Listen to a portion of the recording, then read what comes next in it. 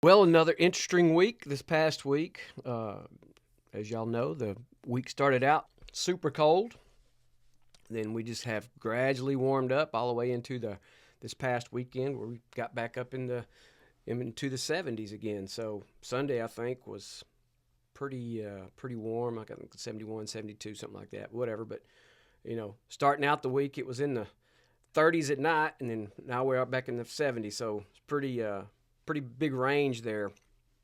But being in the week that it was very difficult getting out on the water, so that we really didn't get out a lot. I think maybe 3 days this past week we were on the water.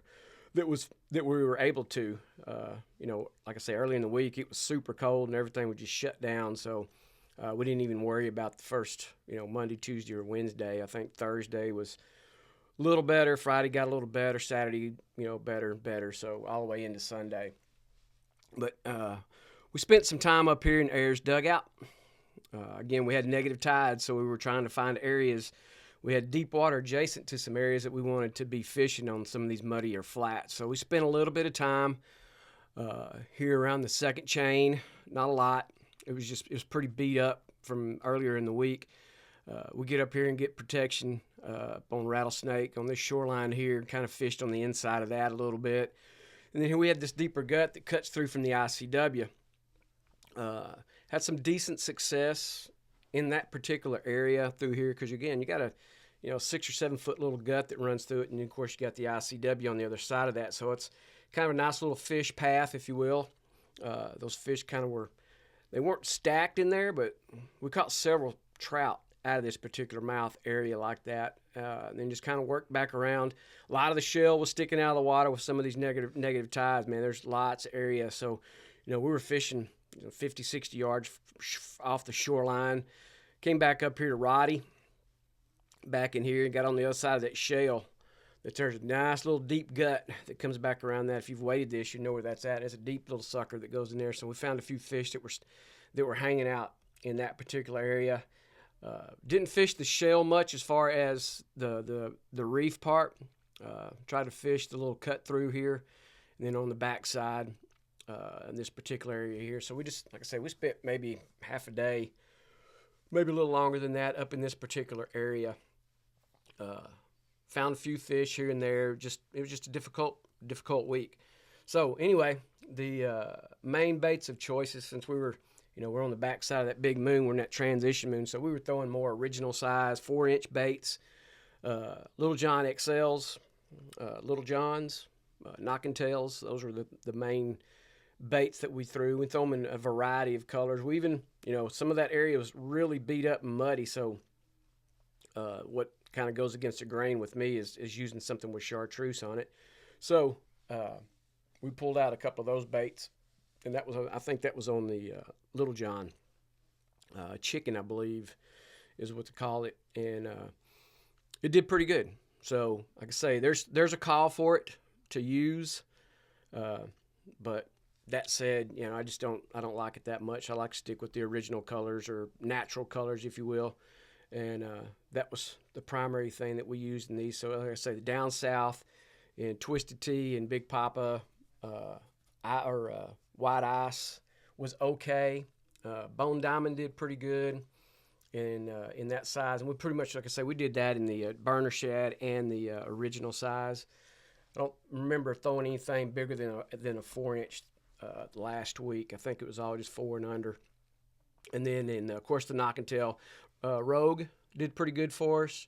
The Greenback did pretty good. Those two flavors were the most productive for us. And then, of course, in the Little Johns, we were throwing the XL mainly just because we did. It's a nice little 4.5 inch bait, but it's got just a little bit bigger profile and it sticks out a little bit better in that dirtier water. I think it's called Demon. It's a purple bait. I don't really get into the names of them too terribly much. And then, of course, the Watermelon Red. Those two flavors in both the Little John and the XL did pretty well for this past week in those conditions. So, again, we're just using a 16th ounce jig head because the water was cold, man. It got really cold. Like I say, we had some nights it got down into the low 30s, upper 20s. So some of this water, a lot of this water up in this estuaries, they were, mid 40 temperatures, 45, 44, 46. that water was cold, so those fish were not super, super active. They had a little bit of lethargy to them. So you really had to slow everything down just to give them those opportunities. And then when the thumps came, they were pretty good. I think we had one person that was throwing a corky, and he did okay with it as well. So it's just kind of one of those things you just kind of have to. Again, it's a learning thing.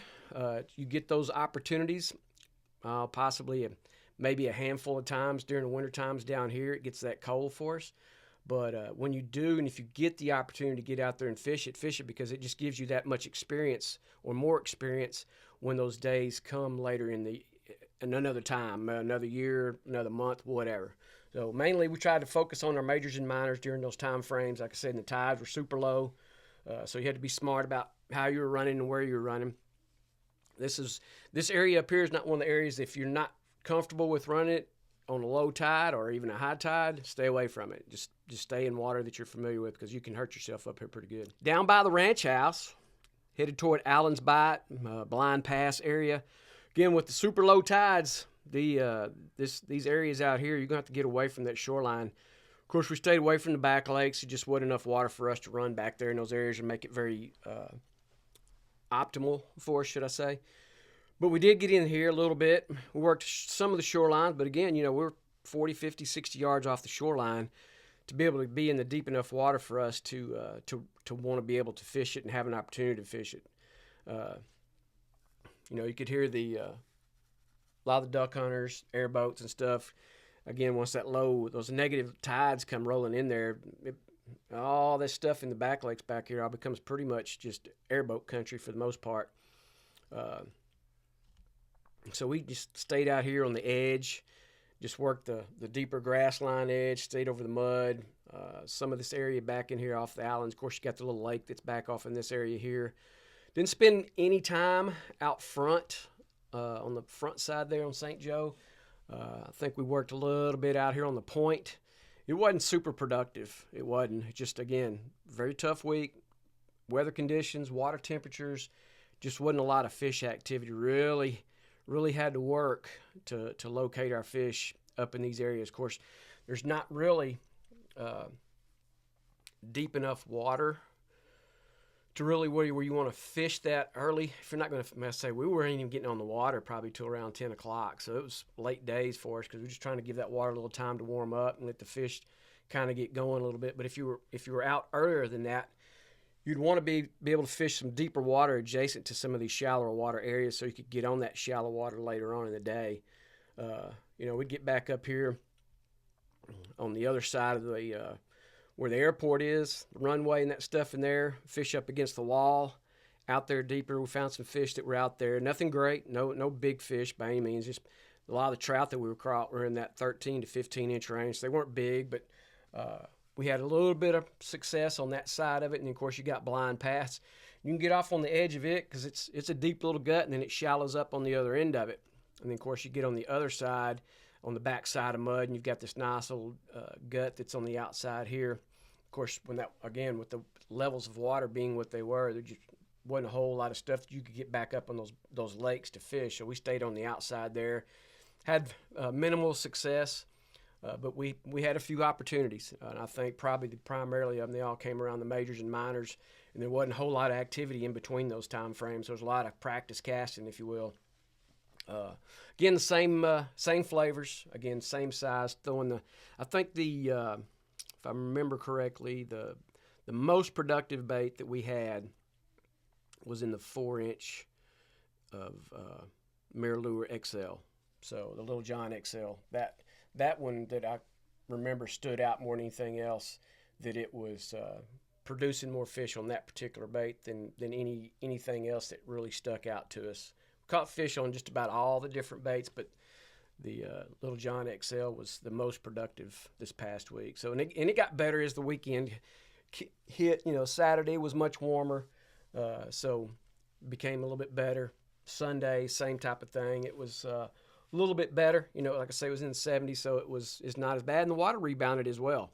So it was, I think, mid-50s, upper 50s by Sunday, maybe even touched 60 if I remember correctly. But these were the areas that we kind of tried to focus on and concentrate on. pretty wide area, easy to get to, so there wasn't a whole lot of run time in between locations. Like I said, we only fished a few days, so and that wasn't until later in the week. But what we try to do is, just kind of hit and run type of thing. Hit it pretty fast and move on. If we catch a few fish, we'll stay a little longer. If not, if we had a little lull, then we would hang out and then move on. So, but again, the same tactic in play. Find that deeper water, find you a nice adjacent flat that's got mud on it and grass. And that was kind of the recipe that for us this past week that set up for us, and we caught fish around that. Back here in Newcomb Bend, like I say, we fished this later in the week. I think it was Sunday. We fished off in this area over here. Maybe it was Saturday. I don't remember the particular day. Like I say, I just didn't have a lot of days on the water last week just because of weather issues. But when we did, we finally got our southeast breeze kicking back later in the week. Everything warmed up nicely. Very, very manageable, should I say. Better than earlier in the week. So we get back here on this back edge there with that southeast breeze. You're protected back in here. Found a few redfish up and down the shoreline. Not great numbers by anything. They were scattered out for sure. But the one thing for sure is we had some bait working in the area, which was pleasantly surprised about that. When you get those really, really cold temperatures and that water temp gets down in the low 50s, high 40s, mid 40s, whatever, your bait activity is going to be really, really slight. So when you do see a mullet flip, more than likely there's a fish that's close by. So just a little hint to you there, little tip. If you didn't already know that, throw at it. If you have the opportunity, throw at it. They're more than likely you'll have an opportunity to catch a fish around that when it's like that. But like I said, later in the week it got better.